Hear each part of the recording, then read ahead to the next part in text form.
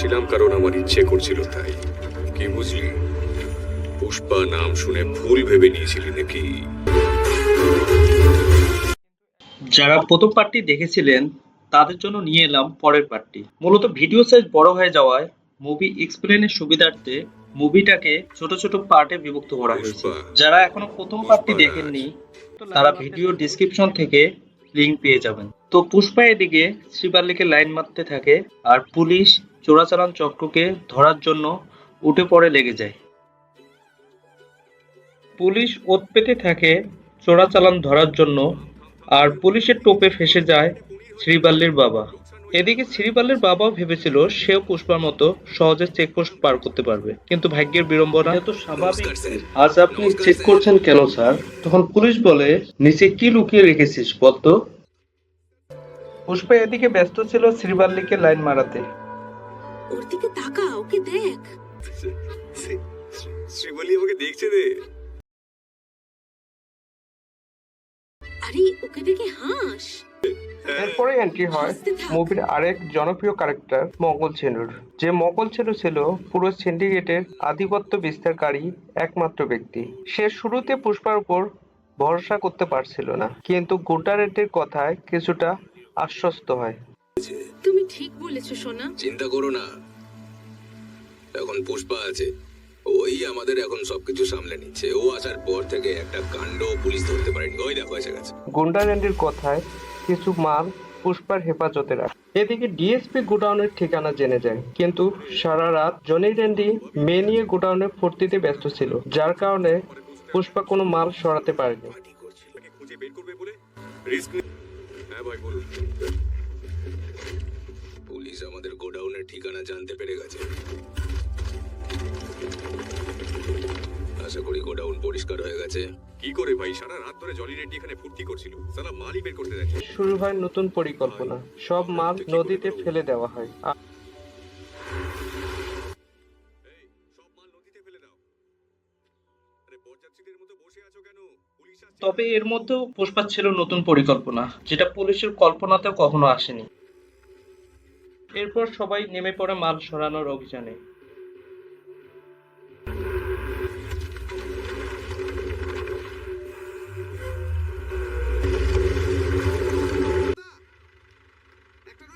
আর পুষ্পা চালার যে ছিল অম্বুলাল, সে সুইচ গেটের দায়িত্বে থাকা কর্মকর্তাকে টাকা খাইয়ে গেট বন্ধ করে সব মাল রক্ষা করে। পুলিশ এসে দেখে পুরো স্টক খালি।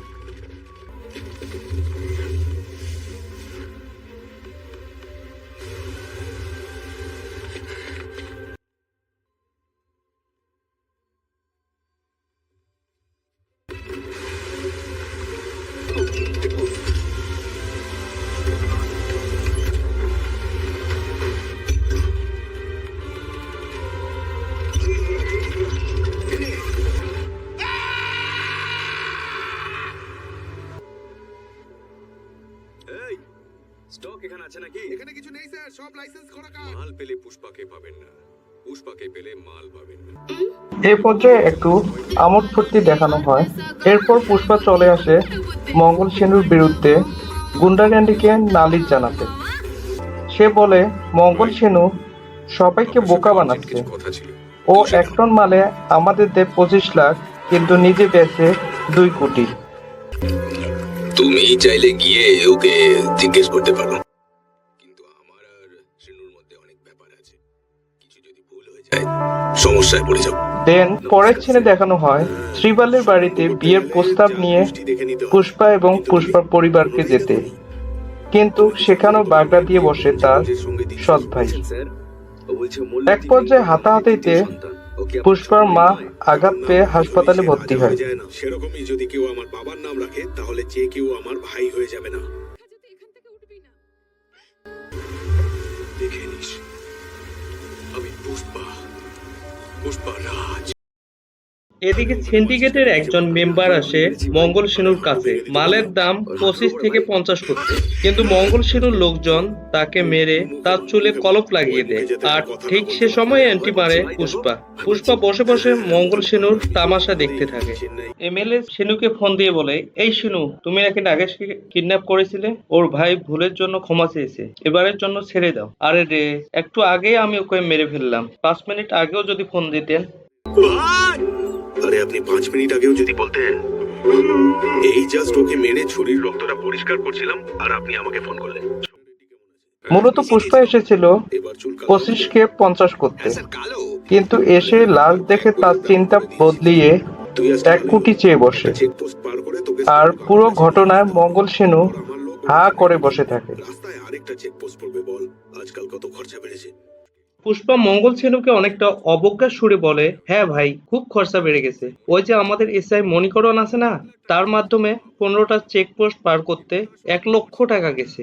অনেক ঝুঁকি নিয়ে চেন্নাই অব্দি মালটা পৌঁছেই দিল।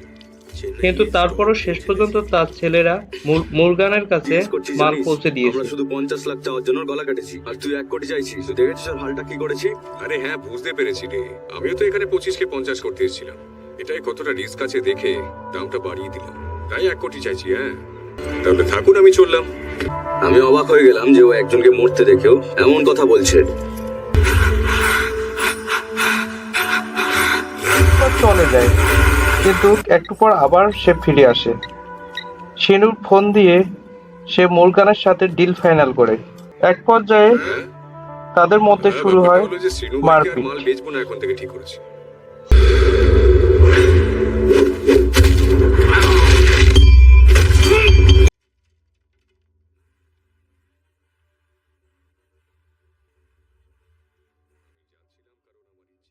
তাই কি বুঝলি? পুষ্পা নাম শুনে ভুল ভেবে নিয়েছিলি নাকি? পরের দিনে পুষ্পা ভিজিটিং কার্ড নিয়ে সরাসরি দেখা করতে আসে মুরগানের সাথে। পুষ্পা গিয়ে ভিজিটিং কার্ড মানে চন্দন কাঠের স্যাম্পল ধরায় দেয় মুরগানের। 7:45 বাজে, এখন মুরগানের চা খাওয়ার সময় থাকলে পুষ্পা বলে, আরে কাকা, চা নিয়ে আজ যাওয়ার দরকার পড়বে না।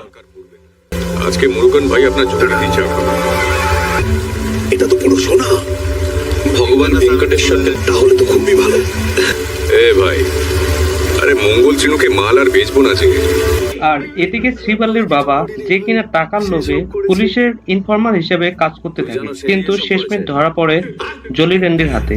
তখন জলি রেন্ডি শ্রীবাল্লিকে 1 রাতের জন্য চেয়ে বসে। কিন্তু একে ফিল্মি নায়িকার মতো দারুণ দেখতে লাগছে।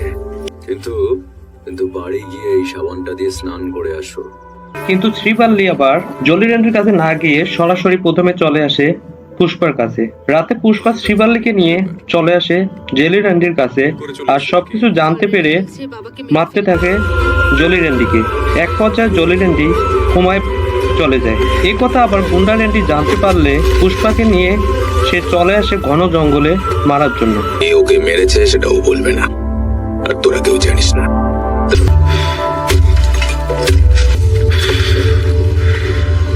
এক পর্যায়ে পুষ্পাকে মেরেই ফেলবে, ঠিক সে সময় আবার শিনুর শালা হঠাৎ অতর্কিত আক্রমণ করে গুন্ডা রেন্ডিকে মেরে ফেলে।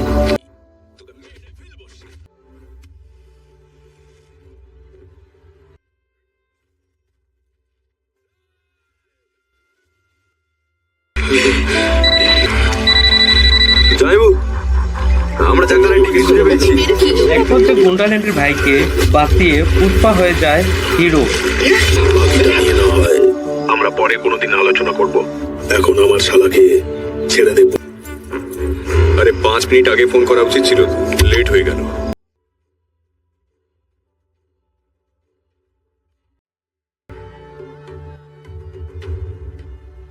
কত টাকা? আর এদিকে সিন্ডিকেটের মিটিং এ এন্ট্রি হয় এমএলএ সাহেবের। পুষ্পা এমএলএ এর সামনে সেনুর মুখোশ উন্মোচন করতে থাকে। মঙ্গল সেনু সবাইকে কিভাবে বোকা বানাচ্ছিল সেটা সে তুলে ধরে। প্রমাণ হিসেবে এমএলএ সাহেবের সামনে টাকার বস্তা নিয়ে হাজির করে। এমএলএ ছিল আবার টাকার লোভী। সে টাকার বস্তা দেখে সব ক্ষমতা পুষ্পার হাতে তুলে দিতে বিন্দুমাত্র দেরি করে না। মধ্যে 2 জন মারা গেল, এরপরে আরো যে কতজন মারা যাবে একবার ভেবে দেখো। শেষমেশ ক্ষমতার কেন্দ্রবিন্দুতে চলে আসে পুষ্পা, আর ব্যর্থতার দায় নিয়ে আগের ডিএসপি বদলি হয়ে চলে যায়। যখন সে বলিনি যে সেরা দুজন পালিয়ে নতুন ডিএসপি আসে শেখাওয়াত। স্যার তারা যা প্রথম মিটিং এ সে পুষ্পা কোটি টাকার অফার নিয়ে বসে পড়ে টাকা গুনতে। বনওয়ার সিং শিকুয়া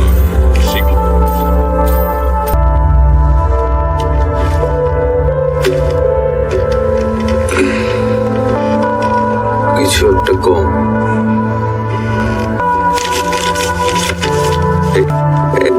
আর কথা বলার এক পর্যায়ে শেখাওয়াত পুষ্পার স্ত্রীকে এবং তার মাকে নিয়ে উল্টাপাল্টা কথা বলতে থাকে। ইয়ে হয়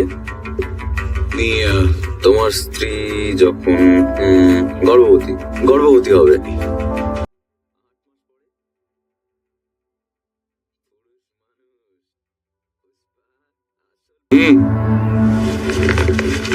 থামো তোমরা। পুষ্পার হিসেব কখনো ভুল হয় না। তুমি কি পার্টি দেবে না পুষ্পা? কেন জানি না। পুষ্পা প্রতিশোধ হিসাবে পার্টি দেওয়ার কথা বলে বানোয়ার সিং শেখাওয়াতকে তার সব জামা কাপড় খুলে ল্যাংটো করে পাঠিয়ে দেয়। আগে একেবারে রক্ত টকবক করে ফুটতে থাকে।